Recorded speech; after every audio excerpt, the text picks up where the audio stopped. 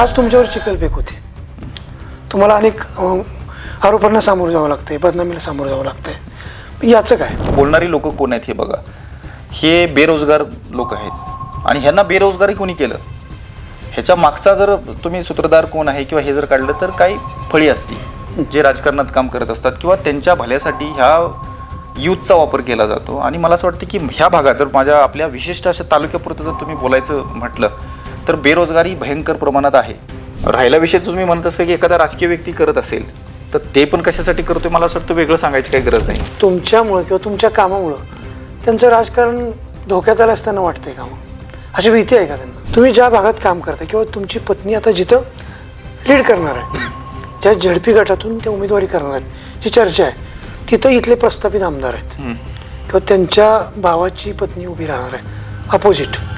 असं असताना त्यांचा एक दबदबा आहे, त्यांचं नाव आहे किंवा थोडी दहशत आहे, तुम्हाला भीती वाटत नाही का? सर्वप्रथम की आम्ही कायद्याला म्हणणार, मी स्वतः जर तुम्ही म्हणसाल तर मी कायदा संविधान सगळं वाचलेलं आहे, त्याचा खूप डीप स्टडी केलेला आहे आणि कायदा इम्प्लिमेंट म्हणजे कायद्याचं मी इम्प्लिमेंट करणारा माणूस आहे तर ते कायद्याचं पालन करणारा मी तेवढाच माणूस आहे. त्यामुळं काय की तुम्ही जे भीती म्हटलं तसं म्हणता येत का नाही, जसा संविधान आणि जो कायदा आहे किंवा रूल ऑफ लॉ म्हणतो आपण त्याच्यावर देश चालतो. असं म्हटलं जातं की तुम्हाला कोणीतरी सुपारी देऊन उभं केलं आहे, इथं कुणाला तरी अडवण्यासाठी तुम्हाला पुढं आणले किंवा कुणाच तरी अबकडचे जिरवण्यासाठी तुम्हाला राजकारणात प्रोजेक्ट केलं जातो. एवढं सगळं करण्यासाठी हार्ड प्रचार करण्यापेक्षा सरळ दोन्ही पार्टीचे जे कॅन्डिडेट असतील किंवा दोन कॅन्डिडेट असतील किंवा अजून किती असतील कॅन्डिडेट, प्रत्येकाने आपलं व्हिजन मांडा, कुठल्या तरी चॅनेल थ्रू लोकांच्या पुढे मांडा, लिखाणातनं मांडा किंवा व्हिडिओतनं मांडा, लोकांना पटू त्यानं लोक चॉईस करतील ना. त्याच्यावर एक आरोप होतो की नोकरीत बक्कळ पैसा कमवतोय म्हणून इकडून खर्च करतोय. पुढं कोणी स्ट्रॉंग लोक आहेत किंवा हे आहेत, मला वाटतं ते काय जनता ठरवते ना, इथं स्ट्रॉंग बिंग कोणी नसते. सांगली शहरामध्ये गुंतवणुकीचा विचार करताय, कमर्शियल लोकेशन हवं आहे, स्वतःलाच व्यवसाय करायचा आहे किंवा नामांकित ब्रँड्ससाठी भाडे तत्वावर द्यायचं आहे, मग डोळे झाकून एकच पर्याय, श्री राजलक्ष्मी मॉल. सांगली जिल्ह्यातील नामांकित, अनुभवी व सुप्रसिद्ध श्री राजलक्ष्मी ग्रुप यांचे श्री राजलक्ष्मी मॉल. एकाच छताखाली branded showrooms, restaurant, gym, food court, multiplex theatre, club house, game zone. नुसता मॉलच नाही तर लवकरच सांगलीमधील multi branded entertainment centre. Shri Rajlakshmi mall मध्ये आपली गुंतवणूक करा आणि मिळवा प्रचंड परतावा आणि प्रचंड फायदा. श्री राजलक्ष्मी ग्रुप आता पुण्यामध्ये देखील अनेक गुंतवणुकींचे पर्याय उपलब्ध. नमस्कार, मी दत्तकुमार खंडागळे, तुम्ही बघताय वजनदारी न्यूज. आज आपल्यासोबत ज्यांची गेले काही दिवस सांगली जिल्ह्यात खूप चांगली चर्चा आहे, झिरो ते हिरो असा प्रवास करणारे, आपल्या संघर्षातून ज्यांनी आपल्या कामाचा ठसा उमटवला आहे असे IRS अधिकारी सचिन मोठे साहेब हे आज आपल्यासोबत गप्पा मारणार आहेत. सर नमस्कार. नमस्कार. खरं तर आज मुलाखतीचा हा प्रसंग एक वेगळा करण्यासाठी आहे. गेले काही दिवस तुमची जिल्हाभर चर्चा आहे, अखंड सांगली जिल्ह्यात राजकीय क्षेत्रावर, सामाजिक क्षेत्रात तुमच्या नावाची चर्चा आहे. आज सगळे अधिकारी बघितलं आपण तर आपलं घर, आपली नोकरी एक त्यांची वाट ठरलेली आहे, घरातनं कामावर जायचं आणि कामावरनं घरी यायचं. असं असताना आपल्याकडे एखाद्या गोष्टीला नसते उद्योग म्हटलं जातं, म्हणजे आपलं काम सोडून दुसऱ्या समाजकारणात पडणे किंवा लष्कराच्या भाकरी वाजणे, हा जो एक आपल्याकडे वाक्यप्रयोग आहे. पण गेले काही दिवस मी बघतो तुम्ही गेले 2-4 वर्ष इथं सामाजिक कार्यात सातत्यानं आहे आणि त्यानिमित्तानंच तुमची राजकीय क्षेत्रात पण तुमच्या नावाची चर्चा आहे. मग तुमचं बरं चाललंय, नोकरीही चांगली आहे, चांगली क्लास 1 पोस्ट आहे, घरचंही बरं चाललंय, बायका मुलांचं बरं चाललंय. असं असताना तुम्हाला नसते उद्योग का सुचलेत किंवा लष्कराच्या भाकरी का भासताय असं म्हणेन मी. खरं तर मला वाटतं गेल्या वेळेस पण आपली जी मुलाखत झाली होती 4-5-6 वर्षापूर्वी, ज्यावेळेस माझं सिलेक्शन झालं UPSCतनं आणि त्याच्यानंतर तुम्हाला ज्यावेळेस कळलं की माझा बॅकग्राऊंड कळला त्यावेळेस तुम्ही आला माझ्याकडे, म्हटलं की मुलाखत घ्यायची आहे. आणि त्यावेळेस पण मी तुम्हाला सांगितलं होतं की बाबा माझा जो बॅकग्राऊंड आहे की आईवडील अशिक्षित मेंढपाळ आणि त्यांनी मेंढर राखून जे मला अधिकारी घडवलं ह्याच्या मागचा इतिहास मी तुम्हाला त्यावेळेस सांगितलं होतं. हे करत असताना ज्या पार्श्वभूमीतनं मी गेलेलो आहे, म्हणजे गरीब परिस्थिती असेल किंवा जे स्ट्रगल करावं लागलं MBBS करत असताना, UPSC करत असताना, तर हे माझ्या डोक्यात अजून गेलेलंच नाही. म्हणजे तुम्ही किती मी आज 7-8 वर्ष झालं प्रशासनात काम करतोय, पण माझ्या मनात जे मागचा जो माझा इतिहास होता, म्हणजे ज्या पद्धतीने माझी जी वाटचाल झाली होती गरिबीची, ती माझ्या मनात अजून सुद्धा गेलेली नाही आहे. त्यामुळे ते कमी करावं. दुसरे म्हणजे जे ग्रामीण भागातली जी मुलं असतील ह्यांच्या आयुष्यात असं अडथळे येऊ नये ह्याच्यासाठी माझं नेहमी धडपड आहे.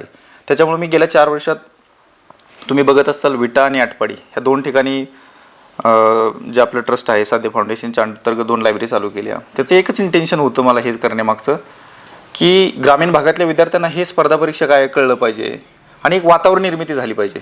वातावरण निर्मिती झाल्यानंतर म्हणजे मी नेहमी म्हणत असतो की UP आणि बिहारसारख्या राज्यातनं सगळ्यात जास्त अधिकारी सिलेक्शन का होतं, की बाबा तिथे एक वातावरण निर्मिती ती करून ठेवलेली आहे. आणि माझी त्या भावनेतनं मी ह्या 2 लायब्ररी चालवल्या आणि गेल्या 3 वर्षामध्ये कमीत कमी 150 ते 200 मुलं तिथं शासकीय सेवेत गेली. हा एक माझा सामाजिक कार्याचा भाग मी तुम्हाला सांगितला. हे करत असताना मी जसं तुम्ही मगाशी म्हटलं की तुमचं बरं चाललंय, नोकरीत बरं चाललंय. मी आत्ता आयकर उपायुक्त म्हणून मुंबईला पोस्टिंग आहे. पुढच्या वर्षी माझा जॉईंट कमिशनर संयुक्त आयुक्त म्हणून प्रमोशन पण होईल. आणि एकदम सर्व्हिस चांगली आहे, सगळ्या फॅसिलिटीज आहेत. तुम्हालाही माहिती आहे की IRS ही किंवा IAS IPS ह्या ज्या नोकऱ्या आहेत सगळ्यांचं स्वप्न असतं, किंवा देशातल्या प्रशासनातल्या सर्वोच्च ह्या नोकऱ्या आहेत. आणि ह्याच्यामध्ये प्रत्येकाला असं वाटत होतं की म्हणजे जे तयारी करत असतात म्हणजे जे विद्यार्थी वगैरे ह्यांना असं वाटत असतं की सगळ्यात आम्हाला ते तशा टाईपचं पद वगैरे भेटावं. पण हे भेटत असताना भेटल्यानंतर बरीच लोक तुम्ही जसं म्हटलं ती खरी गोष्ट आहे की थांबतात किंवा आपलं ऑफिस फॅमिली हे चालू असते. तेच आहे ना, म्हणजे शक्यतो बऱ्यापैकी जे नोकरदार किंवा पांढरपेशी समाज म्हणतो हां, ते आपलं घर, आपला व्यवसाय किंवा आपली नोकरी ह्याच्या पलीकडे जात नाहीत. पण तुम्ही हे सगळं तुमचं सुरळीत असताना तुम्हाला हे का करावं वाटतं की असं काय की आपण बाहेर पडलं पाहिजे, लोकांसाठी केलं पाहिजे? बरं, मी जसं म्हटलं की माझा जो बॅकग्राऊंडच होता तसा गरिबीतनं गेल्यामुळे मला ज्या वेळेस मी गावाकडे येतो, समजा आई वडील माझे गावाकडे राहत असल्यामुळे मी ज्यावेळेस इथं येतो आणि लोक मला भेटायला येत असतात त्यावेळेस मला जनतेचे जे लोकांचे प्रश्न आहेत हे आत्ताच नाही, गेल्या आणि हे UPSC पास झाल्यानंतरच नाही, त्याच्या आधी पण मी ज्यावेळेस जे हॉस्पिटल MBBS करत होतो ह्या भागातले बरेच पेशंट मी तिथं बोलवून घ्यायचो आणि त्यांना ट्रीट करायचे. म्हणजे ही सेवा जो भाव आहे हा माझ्यात पहिल्यापासूनच आहे. आणि आत्ता जसं मी म्हटलं की एवढा सगळं अभ्यास केल्यानंतर जग बघितल्यानंतर अल्टिमेट माझं कन्क्लुजन हे आहे की तुम्हाला जर स्वतःची म्हणजे काही गोष्टी आपण स्वतःला ज्यावेळेस विचारतो की तुला आयुष्यामध्ये काय अचीव करायचं आहे, त्यावेळेस माझं त्याचं आन्सर माझं स्वतःचं मला आन्सर आहे की जो हा प्रवास आहे जीवन मरणाचा, ह्या प्रवासामध्ये बऱ्याच लोकांच्या आयुष्यामध्ये जर तुम्ही इम्पॅक्ट करू शकला, त्यांच्या आयुष्यामध्ये काय बदल घडवू शकला, तर खऱ्या अर्थानं ते तुमचं सगळ्यात जास्त मोठी अचिव्हमेंट ती आहे. ह्या परीक्षा असतील, पदं असतील, ह्या सगळ्या गोष्टी गौण आहेत. म्हणजे मला असं वाटतं हे part and parcel of life आहे. अल्टिमेट एंड ऑफ द लाईफला तुम्हाला ह्या सगळ्या जर गोष्टी, किती लोकांचं तुम्ही भलं करू शकला किंवा किती समाजात तुम्ही बदल घडवू शकला, ह्या गोष्टी मला कुठंतरी हे करतात की जास्तीत जास्त लोकांच्या, नॉर्मल लोकांच्या आयुष्यामध्ये तुम्ही काय परिणाम घडवला, किती चांगले सकारात्मक बदल घडवले. तर ह्या उद्देशातनं मी जास्तीत जास्त लोकांनी पोचायचं किंवा लोकांपर्यंत पोचायचं वेगवेगळ्या मार्गाने. इव्हन तुम्हाला सांगतो 11 ते 6-7 माझी ऑफिसची ड्युटी असते. त्या ड्युटीमध्ये आता सगळ्यांना माहिती इन्कम टॅक्सच्या ऑफिसमध्ये गावाकडची लोक काय करतात हा बऱ्याच लोकांना प्रश्न असतो. आणि माझ्या त्या ऑफिसची स्टाफ पण बऱ्याच वेळा म्हणजे ऑफिसमध्ये ही चर्चा असते की मोठे साहेबांना भेटायला येणारी लोक त्यांच्या भागातली असतात, गावाकडची लोक असतात. कोणी पांढरी टोपी घालून म्हणजे पांढरी कपडे घालून येतं, कोणी टोपी घालून येतं. मग ही लोक कसं काय तिथं येतात किंवा त्यांचं काय काम आहे, इन्कम टॅक्समध्ये त्यांचं काय काम आहे. पण ह्याच्यासाठी येतात की कुठेतरी त्यांना माझ्याकडून फोन लावून घ्यायचा असतो, कुठेतरी काय काम अडकलेलं असते, गावाकडं जमिनीचं काही एखादं मॅटर असेल, तहसीलनं काम असते, पोलिसांच्याकडे काही काम असते. तर ह्या म्हणजे सांगायचं तात्पर्य मला तुम्हाला हे होतं की हे जे सेवाभाव जो आहे माझ्यातला किंवा सेवा करायचा जो आहे हे लोकांना पण कळलेलं आहे. किंवा साहेब गेल्यानंतर की ह्या व्यक्तीकडे आपण गेल्यानंतर हे कॉल करतात म्हणजे किंवा त्या कामासाठी प्रयत्न करतात, तर त्या निमित्तानं ते लोक माझ्याकडं येत असतात. म्हणजे पाठीमागच्या मुलाखतीत आपण तुमचा सगळा संघर्ष मांडला होता. तुम्ही ज्या परिस्थितीनं पुढे आला, ज्या गरिबीशी तुम्ही झुंजला, शिक्षण घेतलं आणि तुम्ही स्पर्धा परीक्षेच्या माध्यमातून आज उपायुक्त पदापर्यंत पोहोचलाय. हे सगळं असताना तुमच्या मनात आहे की आपण ज्या भागात राहतो त्या भागातल्या तरुणांना पण त्याच दिशेनं जावं गेलं पाहिजे. त्यांनी राजकीय भांडवल न बनता, कच्चं मटेरियल न बनता की आपल्या घराची प्रगती करावी, आपल्या स्वतःचा विकास करावा, हा ध्यास घेऊन तुम्ही काम करताय. पण असं काम करत असताना आज तुमच्यावर चिखलफेक होते, तुम्हाला अनेक आरोपांना सामोरं जावं लागतंय, बदनामीला सामोरं जावं लागतंय, याचं काय? खरं तर हे बऱ्याच वेळा याचा त्रास होतो, मनाला लागतात की बाबा आपण एक चांगल्या भावनेनं जर काम करत असेल समाजासमोर, आपलं इंटेन्शन क्लिअर आहे की फक्त मदत करणे, लोकांचे प्रॉब्लेम कमी करणे, ह्याच्यासाठी काम करत असताना सुद्धा आपल्याला हे असं बोललं जातं, ह्याचं वाईट वाटतं. पण मी ह्याचा ज्यावेळेस याचा डीप जाऊन स्टडी करतो की हे कशामुळे होते, तर ह्याचं मूळ कारण जे मी शोधलेलं आहे किंवा बऱ्याच लोकांनी त्याचा स्टडी केलेला आहे की बोलणारी लोक कोण आहेत हे बघा. हे बेरोजगार लोक आहेत आणि ह्यांना बेरोजगारी कोणी केलं, ह्याच्या मागचा जर तुम्ही सूत्रधार कोण आहे किंवा हे जर काढलं तर काही फळी असती जे राजकारणात काम करत असतात किंवा त्यांच्या भल्यासाठी ह्या यूथचा वापर केला जातो. आणि मला असं वाटतं की ह्या भागात जर माझ्या आपल्या विशिष्ट अशा तालुक्यापुरतं जर तुम्ही बोलायचं म्हटलं तर बेरोजगारी भयंकर प्रमाणात आहे.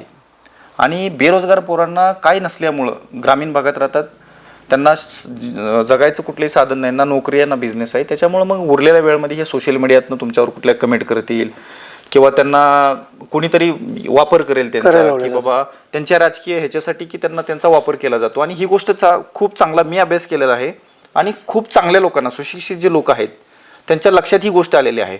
आणि नुसती ही भागासाठी पुरतीच नाही मर्यादित, देशभरात जो अनएम्प्लॉईड यूथ आहे, बेरोजगार जो तरुण आहे, तो अशा प्रकारच्या कमेंट करणं, क्राईम करणं, गुन्हे करणं हे सगळं करतोय. पण आपण ह्याला विशिष्ट त्या वर्गालाचा हेट करणं किंवा त्यांचा द्वेष करत राहण्यापेक्षा मला असं वाटतं की मूळ कारण काय ह्याचं सगळ्यात पहिल्यांदा शोधलं पाहिजे.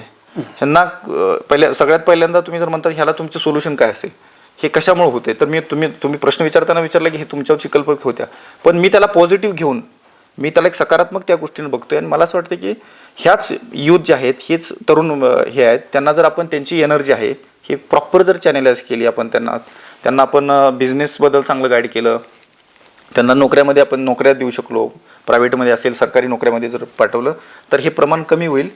आणि समाजात खरा जर बदल कुठला घडवायचा असेल तर तुम्हालाही माहिती असेल की देशाचं भविष्य हे यूथच्या हातात आहे. तुम्हाला असं म्हणायचं की तुमच्यावर जे आरोप करतात, चिखलफेक करतात, त्यांचा तुम्हाला राग येत नाही, त्यांच्याबद्दल दया आहे तुम्हाला? 100% ना. ह्याचं काय आहे, त्या मुलांचा आपला काय आहे, त्यांना काय, शेवटी त्यांच्यासाठी एक मोठा उच्चपदस्थ अधिकारी आहे, समाजातला आहे किंवा भागातला आहे, त्यांना प्रेमच आहे, फक्त ते करायला लावणारं दुसरं कोणतरी असते, ते मुलं स्वतः करत नाही. मला त्यांच्याबद्दल कधीच काही वाटत नाही. कारण एक पोलिसिंगमध्ये एक थिअरी आहे, म्हणजे पोलीस क्षेत्रामध्ये एखादा गुन्हेगार असतो, तो क्राईम करतो, तर त्याच्याकडं त्याला तो क्राईम केलाय म्हणून त्याला जास्त हे करण्यापेक्षा एक दुसरा रिसर्च केला जातो की हे क्राईम घडतात का, हे गुन्हे घडतात का, आणि त्याचा रूट कॉज आहे तो आपण ट्रीट करायचा प्रयत्न करत असतोय. तसंच मला वाटतं की हा जो तुम्हाला जो प्रश्न विचारलाय ह्याच्यामध्ये पण मुळात खोलात जर गेलो आपण, हे कशामुळे होते आणि त्याला जर टॅकल करू शकलो तर हे होणारच नाही. मूळ जे चिखलफेक केली जाते करणारे कोण आहेत, राहिला विषय तुम्ही म्हणत असता की एखादा राजकीय व्यक्ती करत असेल तर ते पण कशासाठी करतोय, मला असं वाटतं वेगळं सांगायची काही गरज नाही. तुमच्यामुळं किंवा तुमच्या कामामुळं त्यांचं राजकारण धोक्यात आलं असताना वाटतंय का, अशी भीती आहे का त्यांना? नाही, हे बघा, हे सगळीकडेच, म्हणजे आपल्या भागापुरतच नाही, जिथं जिथं एखादा प्रशासकीय अधिकारी आपल्या भागामध्ये ज्यावेळेस काम करतो त्यावेळेस तिथले जे राजकारणी मंडळी असतात त्यांना असं कुठंतरी वाटत असतं की बाबा हे जर ह्यांनी काम केलं तर उद्या लोक आमच्याकडे कशी येणार. राजकारणाचं भांडवलच आहे, गरिबी, दारिद्र्य, बस ह्याच्यावरच चालते. हेच भांडवल आहे. समाज असा राहिला तर राजकारण्यांच्या पोळ्या भाजल्या जातात. म्हणजे हे घडू नये, समाजात परिवर्तन घडू नये आणि कुणी करू नये, ही राजकारण्यांची अपेक्षा असते. म्हणजे सगळेच राजकारणी असे असं आपण म्हणत नाही, क्लास म्हणजे आपण एक सगळ्यांनाच असं नाही करत, पण काही ठिकाणी जिथं राजकारण्याला व्हिजन नसेल किंवा तो तेवढा ब्रॉड ह्याचा नसेल, ब्रॉड व्हिजनचा, की त्याला सगळ्याच गोष्टी जर डेव्हलपमेंटल व्हिजन त्याचा असेल की विकासच करायचा आहे तर तो असल्या गोष्टी जास्त करत बसत नाही. पण जिथं दुसरे काही मुद्देच नाहीत, विकासाचे काही मुद्दे नसतात, त्यावेळेस ह्या सगळ्या गोष्टी केल्या जातात. आणि बऱ्याच म्हणजे महाराष्ट्रापुरतच नाही, बऱ्याच राज्यामध्ये हे सगळं घडवून आणलं जातं की यूथचा वापर किंवा जनतेचा वापर फक्त तुमच्या वोट बँक पॉलिटिक्स म्हणून असा केला जातो. मी याच प्रश्नाला संबंधित अजून एक प्रश्न विचारतो. म्हणजे तुमच्यावर मगाशी म्हटलं चिखलफेक केली जाते, तुमच्यावर केली ठीक, तुमच्या पत्नीवर पण चिखलफेक केली, काय वाटलं यावेळेस? आता त्याचा जर बॅकग्राऊंड तुम्हाला सांगायचं म्हटलं तर सगळ्यांना माहीतच आहे की जसं संविधानानं सगळ्यांना अधिकार दिलेला आहे, इलेक्शन लढवायचं असेल किंवा वोटिंगचा राईट दिलेला आहे, तसंच त्यांनाही दिलेलं आहे. आणि ती त्या हेतूनं सामाजिक काम करत असताना ती कुठंतरी आता ह्या भागातल्या लोकांची इच्छा होती म्हणून ती आली पुढं. पुढे येत असताना जसं म्हटलं की तुम्हाला काय आहे की जी आपली प्रतिमा असते ती लोकांना माहीत असते, बऱ्याच सुशिक्षित वर्गांना माहीत असते ही लोक कोण आहेत किंवा काय आहेत.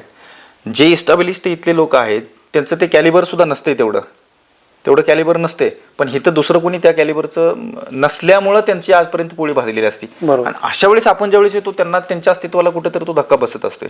मग अशा सिच्युएशनमध्ये ते काय करत असतात की मग कसं करायचं, वेगवेगळे मीन्स वापरतात. तुमच्या पर्सनल गोष्टीवर जातील, तुमच्या कपड्यावरनं जातील, तुम्ही म्हणजे खाण्यापिण्यावरनं जातील, कशावरनं जातील, त्याला काही लिमिट नाहीच. म्हणजे ह्या गोष्टीला लिमिट नाही. पण मला असं वाटतं की राजकारणात एखादा माणूस जात असेल तर त्याला जनतेने विचारलं पाहिजे तुम्ही काय यायला लागलाय सगळ्यात पहिल्यांदा सर्वप्रथम. आणि त्या कॅन्डिडेटची पण किंवा कुणी माणूस चाललाय, एखादा नवीन नौका चाललाय, त्यानं सांगितलं पाहिजे की मला असं वाटतं की बाबा माझ्याकडे हे टॅलेंट आहे, मी ह्या गोष्टी करू शकतो.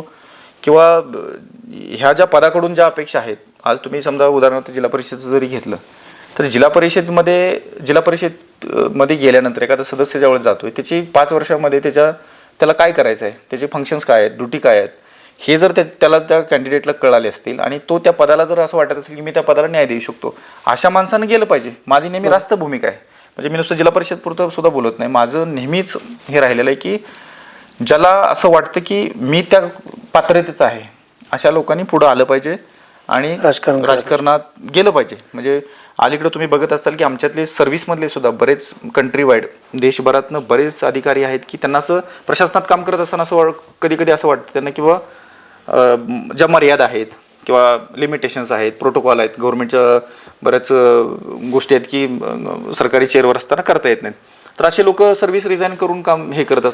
काही लोक सर्व्हिसमध्ये समाजकारण करत असतात, काही लोकांना नाही झालं तर ते रिझाईन करतात आणि परत राजकारणात येतात. पण ही चांगली गोष्ट आहे माझ्या नजरेमध्ये. तुम्हाला सांगतो की खरंच जर देशाचं भविष्य हे करायचं असेल तर जे लॉ मेकर आहेत, म्हणजे जे विधिमंडळाचे जे लोक आहेत, ही तर चांगली लोकच जाणं गरजेचं आहे. कारण ते फील्ड जे आहे तिथं, कारण कायदा तिथं बनवला जातो, कायद्याचं पालन जनतेला करायचं असतं किंवा कायद्याचं जो इम्प्लिमेंटेशन आहे ते तुम्हाला ब्युरोक्रॅटला म्हणजे अधिकारी वर्गाला करायचं असते. मी या प्रश्नाला पण जाऊया. मी तुम्ही आता उत्तर दिलं खरं तरी खूप चांगली गोष्ट आहे. आजपर्यंत समाजाची अशी अवस्था आहे, जे समाजाचं काय अधपतन झालं ते चांगल्या लोकांच्यामुळे झालं. म्हणजे चांगली माणसं काय म्हणतात, आम्हाला कशाला पाहिजे, आपल्याला काय करायचं आहे, आमचा काय संबंध, आमचा काय फायदा, या मानसिकतेनं समाजाची चांगली माणसं अलिप्त राहत आहेत आणि त्याचा फायदा बरोबर चुकीचे लोक उचलत आहेत. बरोबर. आणि त्यामुळे समाजाचं अधपतन होते किंवा समाजात क्राईम घडतंय, भ्रष्टाचार घडतोय, चुकीच्या गोष्टी घडतायत. तुम्ही ज्या पद्धतीने हिंमत करून इकडे आलाय ते खूप कौतुकास्पद आहे. मला याच्याशीच रिलेटेड तुम्हाला एक प्रश्न विचारायचा आहे. तुम्ही ज्या भागात काम करताय किंवा तुमची पत्नी आता जिथं लीड करणार आहे, ज्या झडपी गटातून त्या उमेदवारी करणार आहेत, जी चर्चा आहे तिथं इथले प्रस्थापित आमदार आहेत किंवा त्यांच्या भावाची पत्नी उभी राहणार आहे अपोजिट. असं असताना त्यांचा एक दबदबा आहे, त्यांचं नाव आहे किंवा थोडी दहशत आहे. तुम्हाला भीती वाटत नाही का, किंवा तुम्ही ह्या भीतीला कसं बघताय, कसं सामोरं जात आहे? नाही बघा, हे बघा, दहशत वगैरे ह्या ज्या गोष्टी आहेत ह्या लोकशाहीमध्ये काही मान्य नाहीत, लोकांनाही मान्य नाहीत आणि कोणालाच मान्य नाही. ह्या कायद्याबाह्य गोष्टी आहेत सगळ्या. सर्वप्रथम की आम्ही कायद्याला म्हणणार, मी स्वतः जर तुम्ही म्हणसाल तर मी संविधान सगळं वाचलेलं आहे, त्याचा खूप डीप स्टडी केलेला आहे आणि कायदा इम्प्लिमेंट म्हणजे कायद्याचं मी इम्प्लिमेंट करणारा माणूस आहे, तर ते कायद्याचं पालन करणारा बी तेवढाच माणूस आहे. त्यामुळं काय की तुम्ही जे भीती म्हटलं तसं म्हणता येत का नाही, जसा संविधान आणि जो कायदा आहे किंवा रूल ऑफ लॉ म्हणतो आपण त्याच्यावर देश चालतो. आणि अशा प्रकारचे आता तुम्ही जे म्हणताय की पुढं हे कॅन्डिडेट आहेत ते कॅन्डिडेट आहेत, आता ते काय राजकीय भाष्य मी काय करणार नाही ह्या गोष्टीवर की जनता ठरवेल. पण कुणी काय असू द्या, आमची जेव्हा चर्चा होत्या दोघांची त्यावेळेस मी म्हणतो की तुम्हाला काय करायचंय, तुला काय करायचं ते लोकांना सांग की तुझे मुद्दे कुठले असणार आहेत आणि त्या मुद्द्याला घेऊन जा, विकासाचा मुद्दे घेऊन जा. तर त्यांनी जे त्रिसूत्र आहे ज्याच्यावर चर्चा चालू आहे सध्या, तुम्ही ऐकलं असेल की आरोग्य असेल, शिक्षण असेल आणि रोजगार असेल, जे प्रश्न आहेत इथले हे प्रश्न मांडा तुम्ही. बाकीच्या क्षुल्लक गोष्टी आहेत, मला असं वाटतं की दहशत, भांडणं ह्या सगळ्या इलेक्शनचा पार्ट आहे, पण तो नसला पाहिजे. फेअर वोटिंग पाहिजे. तुम्हाला आता सगळ्यांना माहितीच आहे संविधानानं जो अधिकार दिला आहे, श्रीमंतातल्या श्रीमंत माणसाला आणि गरीबातल्या गरीब माणसाला समान हक्क दिलेला आहे, पॉलिटिकल इक्वॅलिटी म्हणतोय आपण त्याला. असं असताना जी जनता आहे, समजा जेवढे वोटर्स असतील त्यांना प्रत्येकाला जाऊन सिक्रेटमध्ये त्यांना वोटिंग करायचं आहे. म्हणजे संविधानानं तशी तरतूद केलेली आहे की तुम्ही कोणाला वोट करता ते कळलं पण नाही पाहिजे, पण ॲक्च्युअली तसं होत नाही. तुम्हालाही माहिती आहे की त्याच्यामध्ये इलेक्शनमध्ये खूप इन्फ्लुएन्स होतो आहे. बऱ्याच वेळा दहशत करून फोन करून अशा प्रकारचे वोटिंग म्हणजे हे केलं जाते. तर तुम्ही जसं म्हटलं की आम्ही म्हणजे मी तरी प्रशासनाचा पाठ असल्यामुळे मला काही गोष्टी हे नाहीत करता येणार किंवा मी पुढे येणार पण नाही आहे, यायचं सुद्धा नाही, कारण प्रोटोकॉल पाळला पाहिजे गव्हर्नमेंट ड्युटीवर काम करत असताना. ज्या डेव्हलपमेंटल किंवा जे विकासाचं विजन ते घेऊन जनतेमध्ये गेल्या त्याला इतका प्रचंड प्रतिसाद आहे की मला वाटतं हे बाकी कोणीही काय असलं त्यांनीही त्यांचं विजन मांडावं. मी पहिल्यांदा 1000 वेळा तुम्हालाही बोललेलं किंवा कितीतरी मी लोकांना हे म्हणतोय, एवढं सगळं करण्यासाठी हार्ड प्रचार करण्यापेक्षा सरळ दोन्ही पार्टीचे जे कॅन्डिडेट असतील किंवा 2 कॅन्डिडेट असतील किंवा अजून किती असतील कॅन्डिडेट, प्रत्येकाने आपलं व्हिजन मांडा, कुठल्या तरी चॅनेल थ्रू लोकांच्या पुढे मांडा, लिखाणातनं मांडा किंवा व्हिडिओतनं मांडा. लोकांना पटू त्यानं लोक चॉईस करतील ना. जे ॲक्च्युअल डेमोक्रेसी म्हणजे लोकशाही अशी पाहिजे, तुमचं जे विजन आहे ते लोकांसमोर मांडा, बस लोक चॉईस करतील. लोक चॉईस करतील. त्यामुळे तुमचा जो म्हणजे क्वेश्चन आहे की पुढं कोणी स्ट्रॉंग लोक आहेत किंवा हे आहेत, मला वाटतं ते काय जनता ठरवते ना, इथं स्ट्रॉंग बिंग कोणी नसते. लोकशाहीमध्ये तुम्हालाही माहिती आहे की आतापर्यंत काय काय इलेक्शन अशी झालेले आहेत की म्हणजे पंतप्रधानाच्या उमेदवाराला म्हणजे पंतप्रधान असताना सुद्धा त्यांना पाडले गेलेलं आहे, जनतेनं पाडलं. त्यामुळं जनता ही सर्वस्व आहे. जनतेने एकदा हातात कुठली गोष्ट घेतली की ती कुणालाही ऐकणार नाही. अजून एक प्रश्न, असं म्हटलं जातं की तुम्हाला कोणीतरी सुपारी देऊन उभं केलंय, इथं कुणाला तरी अडवण्यासाठी तुम्हाला पुढे आणले किंवा कुणाच तरी अबकडाची जिरवण्यासाठी तुम्हाला राजकारणात प्रोजेक्ट केलं जातं. तुम्हाला तेच म्हटलं, ज्यावेळेस माणसाकडे व्हिजन नसती, कुठलाही पॉईंट नाही, विकासाचं काय बोलायचं नाही, त्यावेळेस एकतर तुमच्या त्या पर्सनल गोष्टीवर जातील किंवा मग काय शोधायचं काय कारण, जनतेला भुलवायचं कसं, तर मग कुणीतरी उभा केलंय, तुम्हाला जयंत पाटलांनी राजकारणात प्रोजेक्ट केला असा आरोप, कोणीतरी तुम्हाला हे करते म्हणजे मागणं प्रमोट करते. अरे पण सुज्ञ लोक आहोत आम्ही, एज्युकेटेड लोक आहोत, जनता एज्युकेटेड आहे, लोकांना कळते ना कोण कशासाठी यायला लागले. आम्ही जर व्हिजनवर बोलत असेल, आम्हाला जर कामावर आम्ही काय करणार आहे हे जर दाखवत असेल, युवा पिढीला आमची कामं पटत असतील, पोरांना वाटते की याला रोजगार निर्मिती करतील, हे रोजगार देतील, जे कॉलेजला मुलं आहेत त्यांना असं वाटतं की साहेब इथं समजा ह्यांनी लायब्ररीच्या रूपातनं किंवा स्पर्धा परीक्षाला प्रमोट केल्यामुळं तिथं आम्ही प्रशासनात जाऊ, हे सगळं त्यांना दिसायला लागलेलं आहे. ह्या गोष्टी बाजूला सोडून तुम्ही जर काहीच नाही मांडत, तुमचं फक्त एकच की आपल्याला इलेक्शन जिंकायचं, कशासाठी जिंकायचं हे तुम्हाला माहीत नाही, अशा वेळेस लोक कसे मान्य करणार आहेत. मला वाटतं एक्झॅक्टली हे जे तुम्ही म्हणजे मी जे आता बोललो हे चालू आहे. तुमची जी विकासाची त्रिसूत्र आहे, शिक्षण, आरोग्य आणि रोजगार, हां म्हणजे ह्या काय आहे नेमकी? ह्या 2-3 शिक्षण, आरोग्य, रोजगारमध्ये तुम्हाला मी सुरुवातीला सांगितले की ह्या भागामध्ये खूप प्रचंड प्रमाणात बेरोजगारी आहे. आणि तुम्ही बघा, सगळ्यांनी अभ्यास करायचा, म्हणजे प्रत्येकानं विचारलं की म्हणजे प्रत्येकानं आपल्या गावामध्ये बेरोजगार मुलं किती आहेत. बरं, काहीतरी जाऊन उगं ते मुंबईला कुठेतरी 5 आणि 10 हजाराची नोकरी करणे ते काय मी रोजगार मानत नाही त्याला, किंवा कोणी मानत नसतं रोजगार, ते नुसतं पोट भरणं, फक्त रोजचं जेवण खाण्यापुरतं ते लिमिटेड असते. तर ती बेरोजगारी आहे. बेरोजगारी कमी करण्यासाठी त्याचा तुम्हाला रूट कारण शोधलं पाहिजे, कशामुळे झालेली आहे, त्याच्यावर तुम्ही वर्क केलं पाहिजे. दुसरा जे म्हणताय तुम्ही आरोग्याचा विषय आहे. आज जर तुम्ही ह्या भागापुरतं जर बोलायचं म्हटलं, जिल्हा परिषद गटापुरतं जर बोलायचं म्हटलं, तुम्ही बघताय कुठलं मल्टी स्पेशालिटी हॉस्पिटल आहे एखादं, किंवा तालुक्यात सुद्धा नाही. ह्या आटपाडी तालुक्यात मल्टी स्पेशालिटी हॉस्पिटल गेल्या 70 वर्षात कोणी नाही काढलेलं किंवा सुविधा नाही आहेत. मुंबईतल्या पुण्यातल्या लोकांना तिथं मस्त पाहिजे त्या सुविधा भेटतात, पाहिजे त्या डॉक्टर्स अवेलेबल असतात फोन कॉलवर, इथं ते नाही आहे. उदाहरणार्थ तुम्हाला सांगतो, ह्या भागातनं बऱ्याच वेळा पेशंट सांगलीला जातात, मिरजेला सगळ्यात जास्त डॉक्टर्स आहेत, जाता जाता बऱ्याच वेळा कधी म्हणजे पेशंट गेलेले म्हणजे एखादी लेडीज आपलं जे डिलिव्हरीच्या वेळेस सुद्धा बऱ्याच महिला दगावलेल्या आहेत, ॲक्सिडेंटचे कितीतरी डेथ झालेले आहेत. ह्याच्यावर ह्या लोकांनी कुणीच विचार नाही केला. बरं, सामूहिक विचार करून त्याच्यावर एकदा तुम्ही विचारमंथन चालू केलं तर एखादी आयडिया ज्यावेळेस समाजामध्ये येते, तर ती आयडिया पुढं घेऊन जाण्यासाठी जर कुणी लीड केलं तर ते 100% करण्यासारखं काम होतं, पण कुणी केलं नाही. आज आपल्या माध्यमातून आपण तुम्ही ऐकलं असेल की एक हॉस्पिटलची निर्मिती होते तिथं बेवघाटला, त्याच्यात सगळ्या योजना असतील, इन्शुरन्स असतील, म्हणजे जास्तीत जास्त गोरगरीब लोकांना त्याचा फायदा होणार आहे. म्हणजे हे आरोग्याच्या विषयक झालं. आरोग्याविषयी बोललं, कारण मी स्वतः MBBS डॉक्टर असल्यामुळे मला आरोग्याविषयावर बोलण्यासारखे भरपूर पॉईंट आहेत.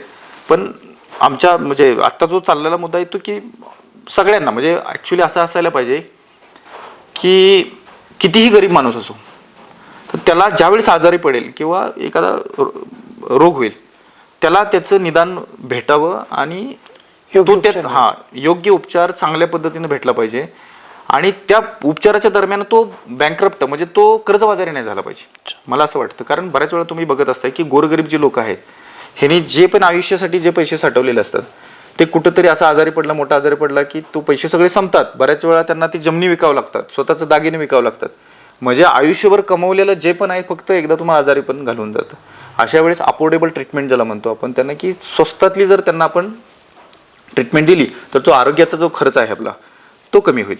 आणि आम्ही एक्झॅक्टली माझं तेच विजन आहे की बाबा ह्या भागामध्ये आपण प्रत्येकाला ज्या दिवशी आजारी पडेल किंवा एखादा असं हे होईल, एकतर पडायलाच नाही पाहिजे. मी तर म्हणतो की युवा पिढी किंवा एक प्रिव्हेंटिव्ह मेडिसिन तुम्ही नाव ऐकलं असेल, त्याच्यामध्ये हे आजारच होऊ दिले जात नाहीत. म्हणजे तुमची लाईफस्टाईलच अशी डेव्हलप केली जाते की आजारच पडू नये किंवा हे जे मोठे आजार आहेत कॅन्सर हे झालेच नाही पाहिजे, अशी ती प्रिव्हेंटिव्ह मेडिसिन काम करतं. मला तर वाटतं त्याच्यावर आमचा फोकस असणार आहे. पण जरी त्यातनं हे जरी झालं तर त्याचे एक निदान व्हावं, तर त्याच्यासाठी आपण प्रोव्हिजन केलेलं आहे तुम्ही बघताय. आणि तिसरा जो मुद्दा होता जसा आपलं आरोग्य असेल, हेल्थ, रोजगार असेल आणि शिक्षणाचा जो मुद्दा आहे, शिक्षण हे म्हणजे तुम्ही बघताय जर एखादा मेंढपाळाचा मुलगा डॉक्टर होत असेल, IRS अधिकारी होत असेल आणि हे करून नोकरी आपली करत असताना समाजामध्ये एवढा पॉझिटिव्ह चेंज करत असेल किंवा बघत असते की बरीच लोक घडवत असेल, तर हेच सगळी जादू आहे फक्त शिक्षणाची. आणि मला असं वाटतं की एका सचिन मोठे ऐवजी प्रत्येक घरात सचिन मोठे झालं पाहिजे. कारण जेवढं मी एक बघितलं की जर माणूस एखादा शिकला व्यवस्थित, भले तो प्रायव्हेट सेक्टरमध्ये जाऊ द्या किंवा गव्हर्नमेंट सर्व्हिसमध्ये जाऊ द्या, तो ऑटोमॅटिक त्याची फॅमिली सुधारते. बघा तुम्ही सुशिक्षित लोकांच्या घरात जाऊन बघा, ऑटोमॅटिक त्यांचं सगळ्याच गोष्टी आणि त्यांचे जे नातेवाईक आहेत जवळचे क्लोज जे नातेवाईक आहेत ते ऑटोमॅटिक सुधारतात. जो वर्ग असा आहे अजून ह्या भागामध्ये मेंढपाळ लोक आहेत, भरपूर शेतकरी लोक आहेत की त्यांच्याकडे शिक्षण अजून आलंच नाही किंवा ती मुलं आहेत शिक्षण भले 4थीपर्यंत किंवा जे प्रायमरी शिक्षण असतं ते घेतात, 10वीपर्यंत घेतात आणि ड्रॉपआउट होतात आणि परत तोच आपल्या जो वडिलांचा व्यवसाय तो कंटिन्यू करतात. तर ह्या वर्गाला तुम्ही टार्गेट केलं पाहिजे, ह्यांना शिकवलं पाहिजे. तुम्ही व्यवसाय करा पण पूर्ण पहिल्यांदा शिक्षण घ्या. मी नेहमी म्हणत असतोय मुंबईला बघा एक मारवाडी आणि गुजराती कम्युनिटी बिझनेसमध्ये स्ट्रॉंग आहे आणि त्या कम्युनिटीमध्ये त्यांची जी पिढ्यानपिढ्या आलेली चालत आलेले बिझनेस आहेत, पण ते असं नाहीत करत की बाबा शिकवतच नाहीत मुलाला आणि त्या बिझनेसवर बसवत नाही. त्याचं पूर्ण शिक्षण करतात, त्याचं सगळं जे एज्युकेशन आहे BCA करतील, MBA करतील, फॉरेनला जाऊन MBA करतील आणि शेवटी येऊन मग ते आपल्या वडिलांच्या बिझनेसवर बसतात. ह्यातनं होतं काय, ज्या शिक्षणामुळं जो तुम्हाला म्हणजे इन्साईट भेटतात की ज्या तुमची जी व्हिजन आहे ती एवढी ब्रॉड होती आणि जग बघितल्यानंतर तुम्ही ज्या जो बिझनेस तुम्ही करताय तिथं तुम्ही 100% देचाल, हे त्याचं एक बेसिक हे आहे. तर मला असं वाटतं की हिथंही ह्या भागामध्ये ज्यावेळेस शिक्षणाचा जो हे आहे पूर्ण जर हे केलं की बाबा जी म्हणजे शिक्षण पहिल्यांदा बेसिक तर भेटलंच पाहिजे, बरोबर, आणि त्याच्यानंतर मग वेगवेगळ्या मार्गाने जसं प्रशासकीय सेवेत जर कोणाला जायचं असेल तर ते वातावरण मी मगाशी म्हटलं की जशी वातावरण निर्मिती केली. काही लोक जे हुशार आहेत जातील, कॉम्पिटेटिव्ह एक्झाम देतील ते जातील. काही लोक आहेत की नाही तिथं पास नाही झाली, ते समजा 2-3 वर्ष हे केले, ते दुसरा काहीतरी उद्योग शोधतील. पण तुम्ही एक बघताय की माणूस शिकला की त्याचं थिंकिंग आहे ते वाढतं, त्याला वेगवेगळे मार्ग सापडतात. बाबासाहेबांनी शिक्षणाला वाघिणीचं दूध म्हटलेलं आहे, बरोबर आहे, आणि ते खरी गोष्ट आहे. म्हणजे एखादा शिक्षण झालं की तो माणूस ऑटोमॅटिकच एक, मला असं वाटतं मी नेहमी म्हणत असतो की एक चांगला नागरिक जर बनायचं असेल ना तर तुम्हाला पहिल्यांदा शिक्षक घेतलं पाहिजे. तुमचे सिविक सेन्स ज्याला आपण म्हणतो की तुम्हाला तुमच्या एक नागरिक जगत असताना तुम्हाला कसं जगलं पाहिजे हे स्वतःला शिकवणारं हे शिक्षणच असते. तुम्ही दुसऱ्याचं ऐकून जास्त हे करत नाही. आता अलीकडचं कसं झालं की शिक्षण स्वतः माणूस वाईज मॅन न झाल्यामुळं किंवा तो प्रॉपर शिकला नसल्यामुळं की बऱ्याच वेळा इन्फ्लुएन्स होतो. मगाशी तुमचा जो मगाशी एक प्रश्न होता की तुमच्या कुणी हे म्हणजे बोलत असेल चिकलफेक करणारी, हा जो क्राऊड आहे हा प्रॉपर शिकलेला नाही आहे. म्हणजे हा मुद्दा होता की त्यांना जर आपण व्यवस्थित शिक्षण दिलं, त्यांना नोकरीला लावलं, त्यांना बिझनेस उभा केले तर हे लोक तुम्हाला कुठेही चिकलफेक केलेले दिसणार नाहीत. ज्यावेळेस तुम्ही समजा राजकारणाच्या माध्यमातून पण ज्यावेळेस त्यांच्या पुढे जाणार आहेत हे लोक तुम्हाला तुमचं ऐकून घेतील आणि त्यांना वाटलं की हा ह्यांच्यात पोटेन्शियल आहे, ते त्यांच्याबरोबर उभं राहतील. तुमच्याशी बोलताना तुमची अत्यंत प्रामाणिकतेमुळे समाजाच्या परिवर्तनाची किंवा लोकांच्या विकासाची एक भूमिका घेऊन तुम्ही पुढे आलाय. असं असताना तुमच्यावर एक आरोप होतो की नोकरीत बक्कळ पैसा कमवतोय म्हणून इकडून खर्च करतोय. हे बघा, तुम्हाला मी मगाशी जसं म्हटलं की नाही, हे जे आरोप आहेत तुम्हाला जास्तीत जास्त बदनाम करायचा प्रयत्न केला जातो. आणि हे माझ्या बाबतीतच होतात असं नाही, सगळ्याच सगळ्यांच्या अधिकाऱ्यांच्या बाबतीत. जे अधिकारी चांगलं काम करू बघतो ते प्रत्येकाच्या बाबतीत घडतंय. जे अधिकारी आपल्या भागामध्ये आपल्या गावामध्ये कार्य म्हणजे काम करायचा प्रयत्न करतात ना, त्यांच्यावर पहिलं ॲलिगेशन तेच असते की तिकडे पैसे कमवतोय आणि इकडे येऊन आणून टाकतोय. हे पहिलं प्रश्न. बरोबर. त्यांना हे नाही कळत की नोकरी करत असताना आज 100 लोकांना ते भेटत असतात. त्यातल्या रितसर मार्गानं समजा जो एखादा व्यक्ती आहे आणि त्याचं तुम्ही काम केलं आणि तो म्हटला की साहेब आम्ही तुम्हाला काही मदत करू का, अशा माणसाची मदत मी माझ्या जर ग्रामीण भागासाठी केली तर चुकीचं वावगं काय आहे. बऱ्याच वेळा तुम्ही बघितले, मी आजूबाजूच्या ह्या 4-5 गावामध्ये काही कामं अशी मी केलेली आहेत की इव्हन विरळी गावामध्ये पाणी फाउंडेशनचे काम होतं, तिथंही त्यांना काहीतरी आलीत माझ्या लोकांनी मला म्हणते की आम्हाला थोडीशी आर्थिक मदत पाहिजे. आणि मी एका तिथं कंपनीला बोललो मग तसं की बाबा आमच्या भागामध्ये असं पाणी फाउंडेशनचं काम चालू आहे, गरीब गावांना तुम्ही थोडंसं त्यांना आर्थिक सहकार्य करा. त्यांनी केलं. म्हणजे तुमचे जे रिलेशन्स असतात ते वापरून जर तुम्ही काय फंडिंग आणलं, कामं केली, सामाजिक कामं केली तर त्या चुकीचं काय. एखाद्या व्यक्तीचं समजा उदाहरणार्थ उद्या मी तुमचं काय काम केलं आणि तुम्ही म्हणला की साहेब तुम्ही माझं ते काम करायला मदत केलेली आहे, तुमच्यासाठी मी काय करू. एक उदाहरण देतो त्याच्यावर. लेंगरे गाव आहे आपलं विट्याजवळचं, तिथले युवराज शिंदे म्हणून एक सोना चांदीच्या व्यवसायात काम करणारी व्यक्ती आहे हैदराबादला, चांगलं हे आहे ते. आणि त्यांची मिसेस एक दिवशी इथं आली माझ्याकडं एक 3 वर्षापूर्वी आणि त्यांच्यावर एक वाईट प्रसंग आला. त्यांची मुलगी एक कॅन्सरने एक्सपायर झाली होती, लहान मुलगी. ते खूप स्ट्रेसमध्ये होते. एक तर ती मुलगी गेली आणि मुलीवर जीव असतो तसं ते त्यांच्या बाबतीत ते झालेलं. आणि त्याच्यापेक्षा असं झालेलं की त्या मुलीला त्यांनी वाचवायसाठी लास्ट स्टेजला एक 60-70 लाख रुपयाची त्यांनी मेडिसिन्स मागवले होते फॉरेन मधनं आणि ते एका बँगलोरच्या कंपनीनं मागवले ते. तर ती परत हे मुलगी गेली. आता त्यांना असं वाटलं की मुलगी तरी आपली गेलीच पण ती मेडिसिन राहिलेली तरी ॲटलिस्ट कोणाला तरी वापरायची, ती अशा भूमिकेत होती की हे कोणाला तरी तुम्ही द्या. पण ती कंपनी त्यांना एंटरटेनच करत नव्हती. मग त्यांना कोणीतरी सांगितलं, ते आले माझ्याकडं. मग मी तिथल्या माझ्या एका बॅचमेटला बँगलोरमध्ये फोन केला की म्हटलं अरे सिरियस मॅटर आहे, थोडंसं माणसं खूप भागातले आहेत, माझे जवळचे नातेवाईक आहेत, असं तसं बोललो.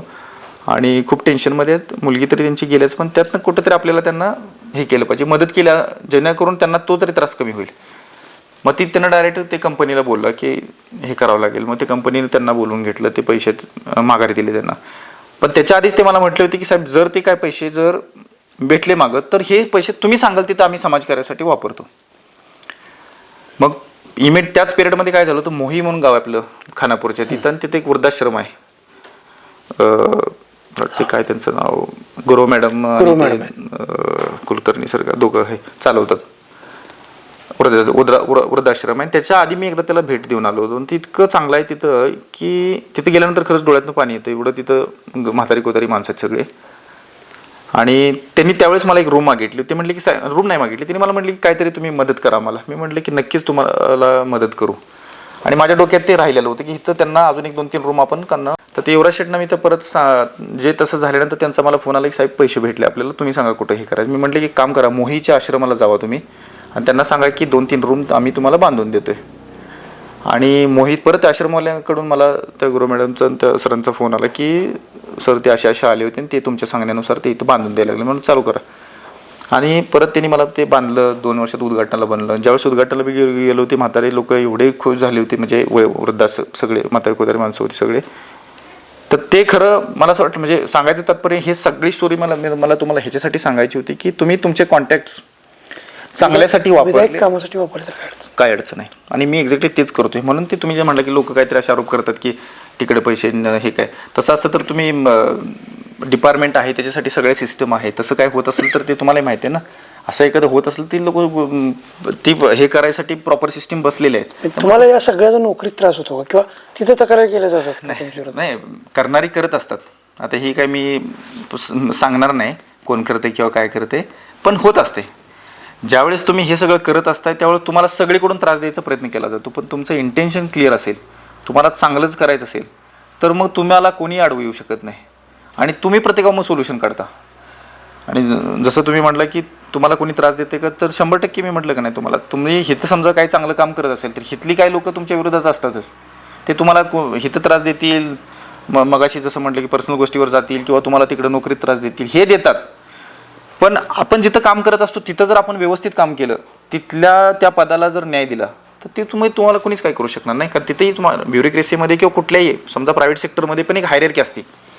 तिथं पण तुमच्यावर सिनियर लोक असतात, वेगवेगळे डिपार्टमेंट्स असतात. ह्या डिपार्टमेंटचा वॉच त्याच्यावर असतो, त्याचा ह्याच्यावर असतो. त्याच्यामुळं ह्या सगळ्या गोष्टीचं भान ठेवून म्हणजे मला असं वाटतं की कुणी जरी काम करायचं असेल तर त्याला अडचण नाही आहे. आणि हे काय बंधन नाही आहे, बंधनकारक कुणावरच नाही की तुम्ही तुमच्या गावाकडे काम नाही केलं पाहिजे, ग्रामीण भागात काम केलं नाही पाहिजे. पण तुम्ही तुमचं जे मूळ ह्याच्यासाठी तुम्हाला अपॉइंट केले ज्या पदासाठी, जसं मला समजा मी IRS मध्ये आहे, माझं मेन काम ते आहे, तर ते करून जर मी हे करत असेल तर त्याच्यावर बंधन नाही आहे. आणि मी एक्झॅक्टली तेच करतोय.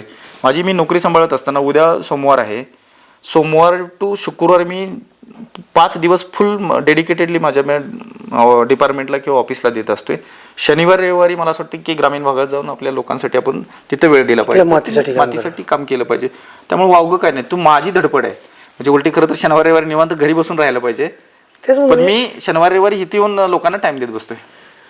तेच म्हणतो मी, शनिवार म्हणजे आठवड्याभर काम केल्यानंतर निवांत सुट्टी एन्जॉय करावं किंवा विकेंडला कुठेतरी फिरायला जावं, गोव्याला जावं, बाहेर जावं, आउट ऑफ कंट्री जावं, असं न करता लोकांच्या शिव्या खाऊन हे काम करावं वाटतं, लोकांचे आरोप सहन करून करावं वाटतं. ह्याची मूळ किंवा याची तळमळ कुठून आली तुमच्यात?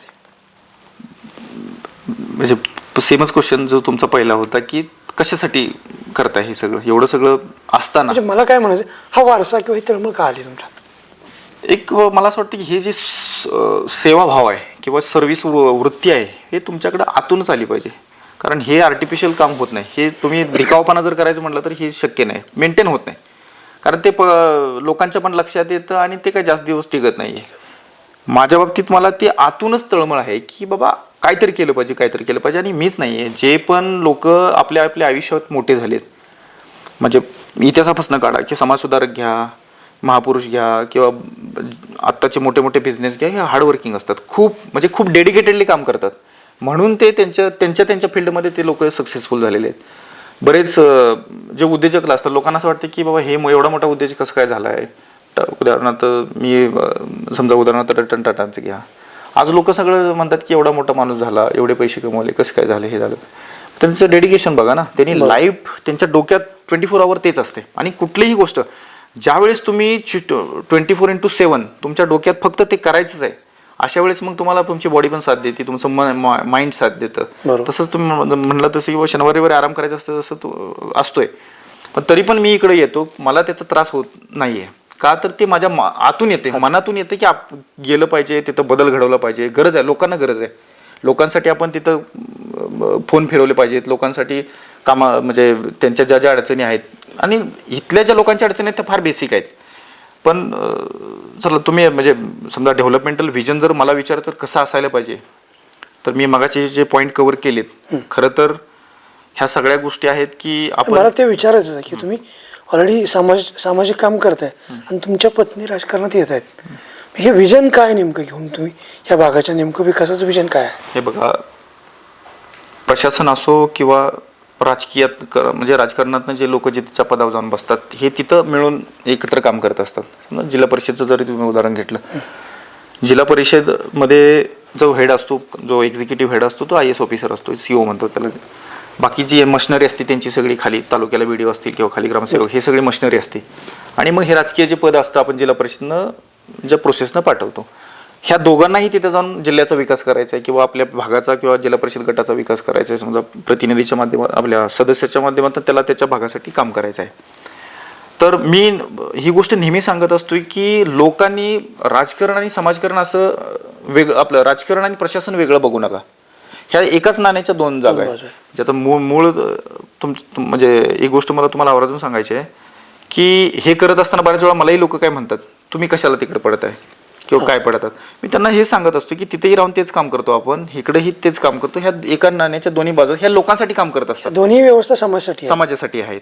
त्याच्यामुळे त्यात काय हे नाही, म्हणजे कुठलीही गोष्ट चुकीची नाही आहे. जसं तुम्ही सांगितलं की म्हणजे समाजकारण करताय आणि तुम्ही आता राजकारणात जात आहे, तर तुम्हाला तिथं जाऊन काय करायचं ही पहिल्यांदा तुमची क्लॅरिटी असली पाहिजे. म्हणजे मी जसं म्हटलं की समजा आता ती जाणार आहे, तर तिला माहीत पाहिजे की आपण तिथं कशासाठी चाललो आहे. मगाशीच म्हटलं की ड्युटीज काय असले पाहिजेत, काय तुम्हाला 5 वर्षामध्ये घडवून आणायचं आहे आणि तुम्हाला तुमचे फंक्शन त्या पदाकडून जे एक्सपेक्टेड आहे ऑन पेपर, म्हणतोय मी बघा, ज्या स्थानिक स्वराज्य संस्था ज्या पद्धतीनं तयार केलेत, 73 आणि 74ची कॉन्स्टिट्यूशनल अमेंडमेंट आली, त्यांना स्वायत्त दिलं आणि हे सगळं माहीत पाहिजे आणि कशा प्रकारे ते काम करतात ते त्या यंत्रणेत आणि आपल्या भागासाठी आपण काय काय करू शकतो हे सगळं माहीत असलं तरच तो माणूस करू शकतो. हे झालं. आणि जर मला तुम्ही विचारताल की तुमचं विजन काय आहे तुमच्या भागासाठी, तर मी तुम्हाला म्हटलं की हे बेसिक सेक्टर आहे, त्याच्यावर काम झालंच पाहिजे.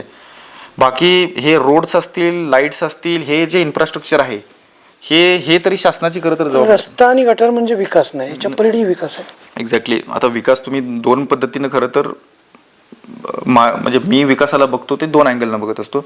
एक इन्फ्रास्ट्रक्चर डेव्हलपमेंट म्हणजे पायाभूत ज्या सुविधा आहेत तुमच्या भागात, समजा आपला भाग आहे, आपल्या भागामध्ये रोड असले पाहिजेत, लाईट असले पाहिजे, 24 आवर पाणी असलं पाहिजे आणि प्रत्येकाच्या घरापर्यंत पाणी, लाईट आणि हे रोड, ह्या बेसिक अम्युनिटीज सगळ्यांकडे गेल्याच पाहिजे, हे संविधानिक अधिकार आहे.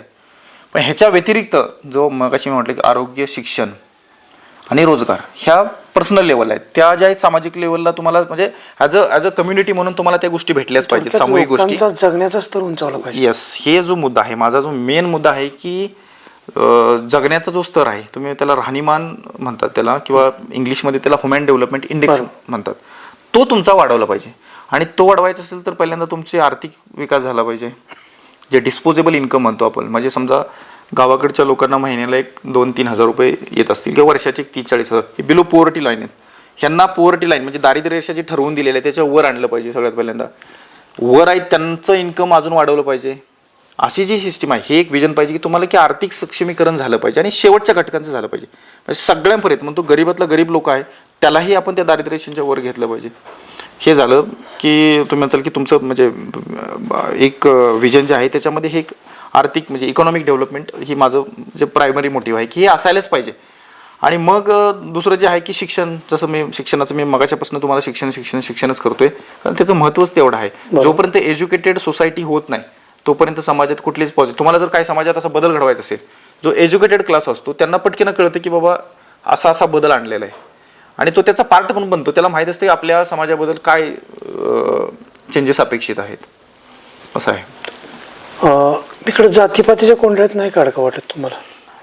अवती एवढं जातीपातीचं राजकारण चालतं नाही. बघा, पॉलिटिक्सवर बोलायचं म्हटलं ब्रॉडली तर तुम्हाला माहिती आहे की भारतामध्ये राजकारण हे जातीवर आणि धर्मावर खेळलं जाते, की जे अतिशय चुकीचं आहे.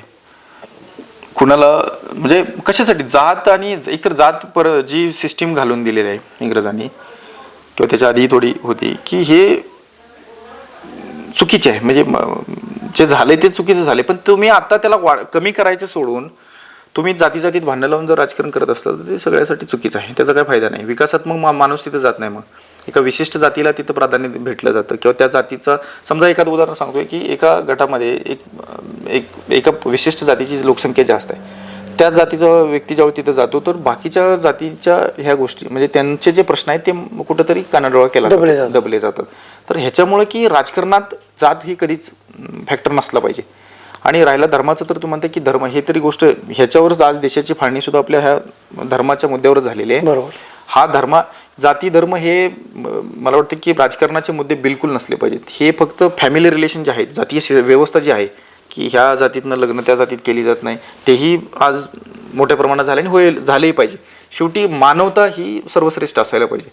हे जाती धर्म हे आर्टिफिशियल आहे. मला वाटतं हे एकदम असे आर्टिफिशियल कंपार्टमेंट आहेत.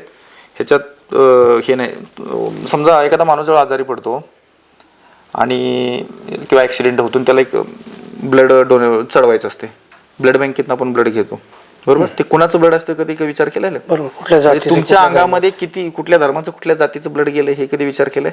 त्यावेळेस तुम्हाला जात आडवी येत नाही. म्हणून जाती हे सोयीनं लोक आपली म्हणजे जात किंवा धर्म हा सोयीनं लोक वापरत असतात आणि हे राजकारणात बिलकुल कधीच पॉईंट नसले पाहिजेत. राजकारण असेल किंवा पॉलिटिकल जो लँडस्केप आहे कुठल्याही ह्याचा, हे एका विशिष्ट मुद्द्यावर, जसं मी म्हणलं की डेव्हलपमेंटल पॉईंटवर सगळ्या, मग त्या डेव्हलपमेंटमध्ये नुसतं मी 2-3 गोष्टी सांगतो ते नाही, त्याच्यामध्ये भरपूर साऱ्या गोष्टी आहेत, अजून बऱ्याच गोष्टी आहेत. डेव्हलपमेंट म्हणजे काय नुसतं हेही नसलं पाहिजे. तुम्हाला माहीत असेल की वेगवेगळ्या कंट्रीमध्ये वेगवेगळ्या गोष्टी कन्सिडर केल्या जातात. जसं की भूटान बाजूचा जो देश आहे तिथे एक ह्युमन डेव्हलप आपला हॅपीनेस इंडेक्स काढला जातो तिथे. म्हणजे तिथली लोक किती खुश आहेत, सुखाचं प्रमाण किती, आनंदाचं प्रमाण किती आहे त्याच्यावर काउंट केलं जातं. विकास त्यांच्या नजरेने भले त्यांची इकॉनॉमी थोडीशी छोटी आहे, इकॉनॉमिक साईज छोटी आहे किंवा तिथल्या लोकांचं इन्कम कमी असू द्या, पण ते सुखी किती आहेत, हॅपी किती आहेत हेही तिथं काउंट केलं जाते. तसं हे या सगळ्या गोष्टी विचारात घेतल्या पाहिजेत. तर तुम्ही भूतानचा विषय काढला, याच्याशी संबंधित एक प्रश्न विचारतो. म्हणजे आज जागतिक क्रमवारीत म्हणजे मग आपण ह्युमन डेव्हलपमेंट इंडेक्सचा विषय काढला, भारत खूप खालच्या स्तरावर आहे. म्हणजे आपल्या भागातल्या लोकांना अजून पायाभूत सुविधा नाहीत, बरोबर. अजून गटर नाही, रस्ता नाही किंवा पाण्याचे प्रश्न आहेत, ते बिकट आहेत.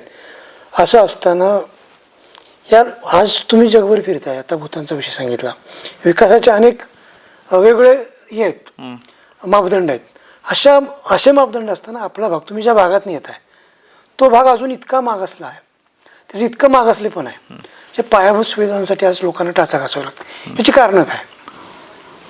मी जसं म्हटलं की नाही तुम्हाला की 1947ला ज्यावेळेस देश स्वतंत्र झाला त्यावेळेस 200 वर्षाच्या ज्या इंग्रजाच्या पिरियडमध्ये जी इकॉनॉमिक एक्सप्लॉयटेशन झालं होतं, आर्थिक शोषण झालं होतं देशाचं, त्यामुळं आपण फार गरीब होतो त्यावेळेस.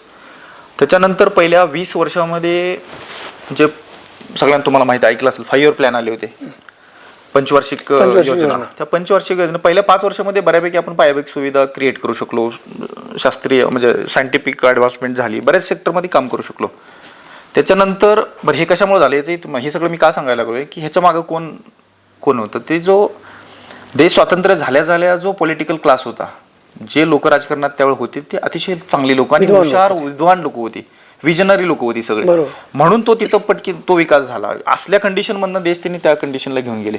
त्याच्यानंतर हळूहळू जो राजकारणाचा दर्जा आहे तो ढासळत गेला, क्रिमिनल लोक जाऊ लागले, गुन्हेगारी वृत्तीचे लोक जाऊ लागले, मनी आणि मसल पॉवरवर राजकारण खेळलं जाऊ शकले. आणि त्याच्यामुळे काय झालं की हे लोक तिथे गेल्यामुळं पॉलिसी मेकिंगमध्ये कुठेतरी गडबड यायला लागली किंवा भ्रष्टाचार, ह्या सगळ्या करप्शन, ह्या गोष्टी सगळ्या वाढल्या गेल्या. आणि त्याच्यामुळं मग आता तुमच्या प्रश्नाचा आन्सर आहे की तुमच्या भागामध्ये ह्या सुविधा आहेत किंवा कमी आहेत किंवा जे काय असेल ते, ह्याचं कारण जो पॉलिटिकल क्लास आहे, जो रूल करतो ते जबाबदार आहे ह्या सगळ्या गोष्टीला, कुठल्याही भागामध्ये असेल.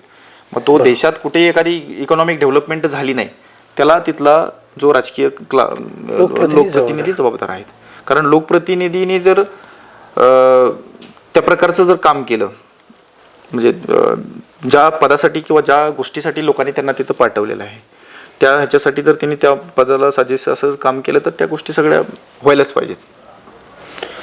मगाच्या विषयाच्या संदर्भात लागून एक प्रश्न, ते तुमच्यावर जातीचा माणूस आहे तुमचा, आता इथले जे लोकप्रतिनिधी आहेत म्हणजे दुसऱ्या विधानसभा मतदारसंघातून निवडून आलेत पण याच तालुक्यातले आहेत, तुम्ही ज्या तालुक्यातून येता त्या, मग त्यांच्या राजकारणाच्या आडवं येत आहे किंवा ते तुमच्या जातीचा माणूस असूनही तुम्ही त्यांना क्रॉस करताय. नाही, मी मगाशी म्हटलं ना तुम्हाला, ज्यावेळेस तुम्ही व्हिजन घेऊन उतरता, चांगलं धोरण घेऊन उतरता, लोकांना आवडू लागतं, मग अशा वेळेस ज्यावेळेस त्यांच्याकडे काही पॉईंट्स नसतात बोलायला की कुठल्या मुद्द्यावर आपण आता बोलावं त्यांना, ते जर एक पॉईंट असे घेऊन लागले की आपण त्याच्यावरचं भाष्य सोडून काहीतरी दुसरं काढलं पाहिजे शोधून, तर मग हे दुसऱ्या गोष्टी येतात की आडवं येतं, हे येतं, ते येतं. मला तर ते वाटत नाही त्याच्यामध्ये कुणी आडवं येत नसतं की आपले लहान बाळं नाहीत, सगळे सुज्ञ लोक आहोत आणि सगळ्यांना संविधानानं सगळे अधिकार दिलेले आहेत, कोणी कुणाला आडवं येत नसते. हे लोकशाही म्हणूनच म्हटलं की जी खरी लोकशाही आहे त्याच्यामध्ये तुम्ही वेगवेगळे मतांचं हे करा, जे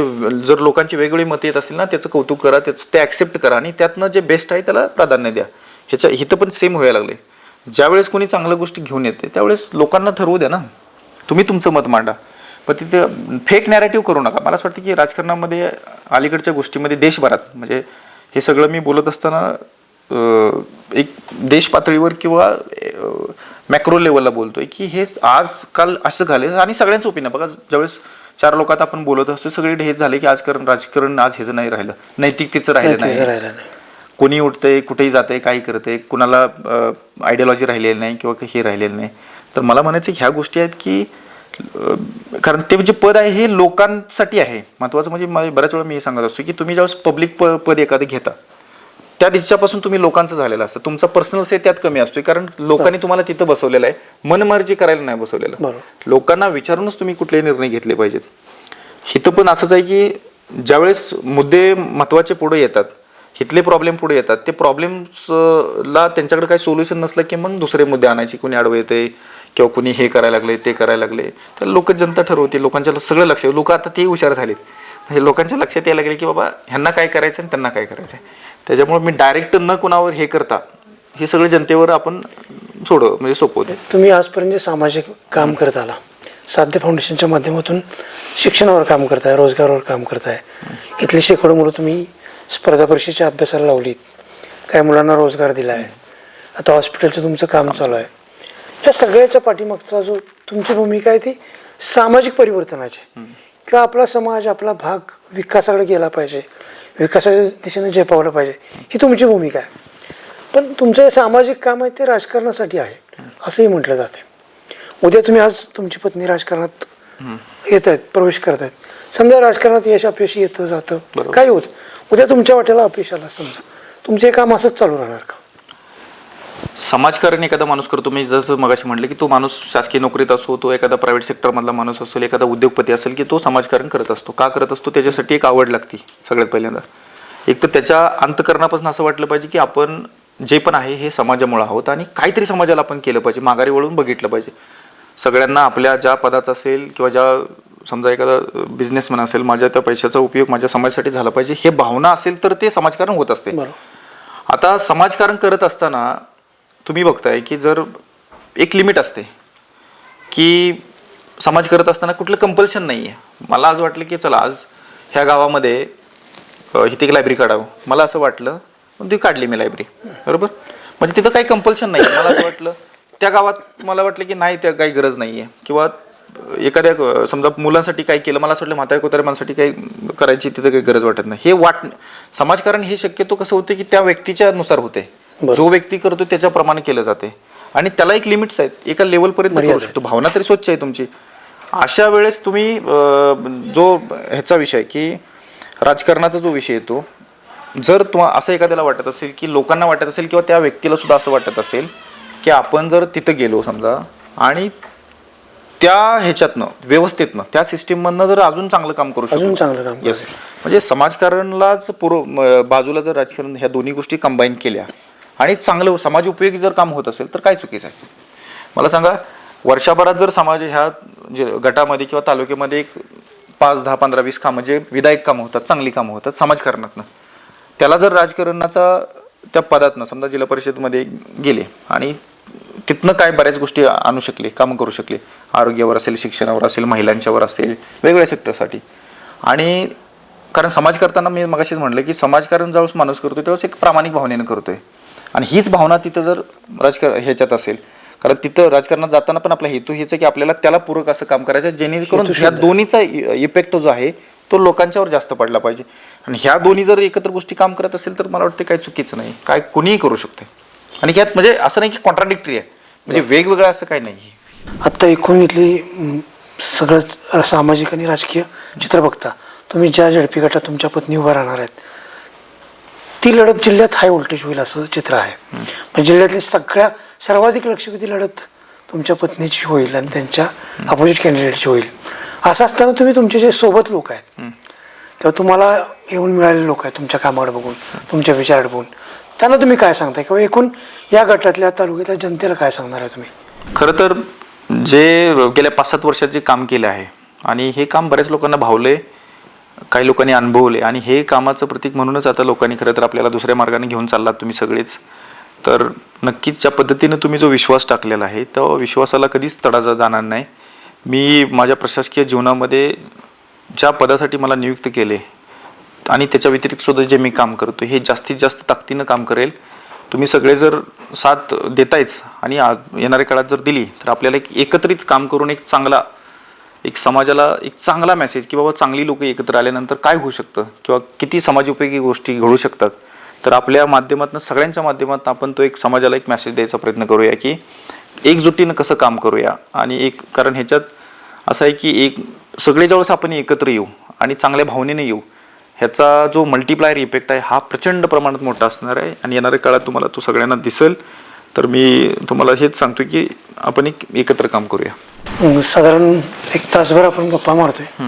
खरं तर तुमच्या हिमतीला सलाम केला पाहिजे, कारण आत्ताच्या काळात बघतोय म्हणजे राजकीय दहशत असते सगळीकडेच, तुमच्या इथंच आहे असं नाही, एकूण महाराष्ट्रभर देशभर राजकीय दहशत आहे आणि त्या दहशतीला लोक घाबरतात. पांढरपेश समाज तर खूप घाबरतो, पण तुम्ही याला अपवाद आहात. या गोष्टींना न घाबरता तुम्ही लोकांसाठी पुढे येत आहे आणि लोकांच्यात जाऊन लोकांच्या परिवर्तनाचं काम करताय. या तुमच्या कामाला वज्रहरीच्या शुभेच्छा आणि तुमच्या पुढच्या कारकिर्दीला पण शुभेच्छा. नमस्कार. नमस्कार.